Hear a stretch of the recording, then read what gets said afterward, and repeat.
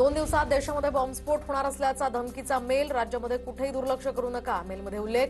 धमकीमुळे खळबळ तर मेल करणाऱ्याचा सध्या शोध सुरू. पाककडून शस्त्रसंधीचं उल्लंघन. या ठिकाणी भारतानं पाकची चौकीच उडवली. भारत पाक एलओसीवरील व्हिडिओही समोर. जम्मू काश्मीरमधील शोपियान जिल्ह्यात वॉन्टेडचे पोस्टर्स. पहलगाम हल्ल्यामध्ये सहभागी असणाऱ्यांची माहिती देणाऱ्याला 20 लाखांचं बक्षीस. पोस्टरवर उल्लेख. जिल्ह्यामध्ये सार्वजनिक ठिकाणी पोस्टर झळकले. पंजाबच्या पठाणकोट शहरातील बस स्टँडवर शुकशुकाट. अनेक बसेस जशाच्या तशा आगारात उभ्या. भारत पाकमधील तणावाचा बस प्रशासनाला फटका. जम्मूला लागून असलेल्या पठाणकोट शहराची सुरक्षा वाढवली. प्रत्येक चौकात बंदूकधारी पोलिसांचं पथक तैनात.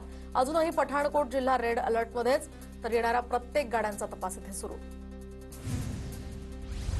होण्याच्या मार्गावर असताना अमृतसर विमानतळ पुन्हा बंद. सांबा सेक्टरला ड्रोन आढळल्यानंतर आता विमानतळ बंद करण्याचा पुन्हा निर्णय.